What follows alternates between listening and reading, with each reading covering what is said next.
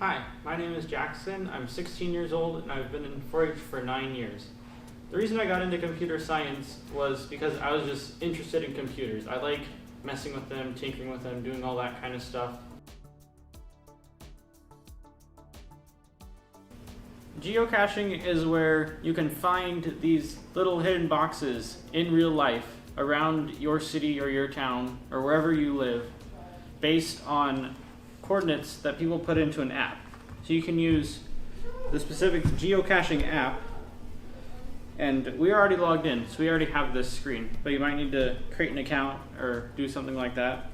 Then you go to map, and you can see all of these green circles are little boxes that you can go find out in the real world. You could describe geocaching as kind of a treasure hunt. You basically have a point on a map and you have to go to that place and find this little box. So yeah, it is a treasure hunt. And then people just hide these for a project, or if that's something that they're passionate about, they hide these little boxes for other people's enjoyment.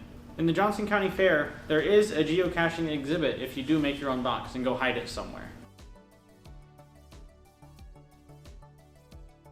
So to find a geocache, you have to find one on the map that you want to go to.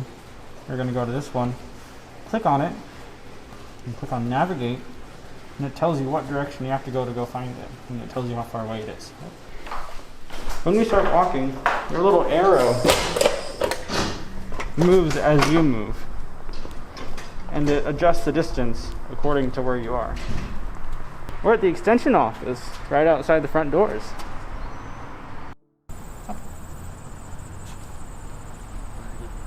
When you're geocaching, you have to remember that sometimes, especially on your personal tablet or phone, that GPS isn't 100% accurate. So once you get close enough, you're just going to have to kind of use your context clues and figure out where this box might be. It depends on your specific geocache, but typically they're little boxes that you find that have little goodies inside sometimes if they're new. Sometimes the geocaches can be as small as a little pill bottle, but sometimes it can be like a pencil holder.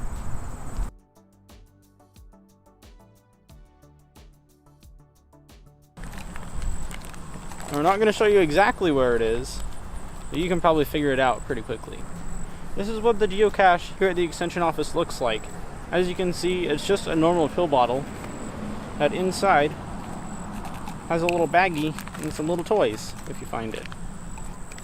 When you find your geocache, there might be a piece of paper inside of it like this, where you can write a little message and your name, and when you found the geocache, just to kind of put your stamp on it, like, I found this.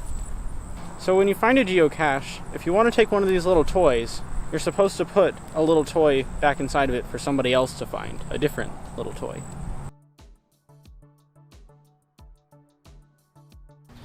If you go geocaching in the future, remember that there are some etiquette tips that you probably should follow. Number 1, bring a pen so you can write down your name on the piece of paper in the geocache. Number 2, leave no trace. Make sure that you take any trash that's there, or don't leave any trash. Leave it better than you found it. Number 3, make sure you leave a log for others on the app so that other people can know if it's if you can't find it, or if you can find it, that they know that it's a good one. Make sure that you put the geocache back where you found it and how you found it.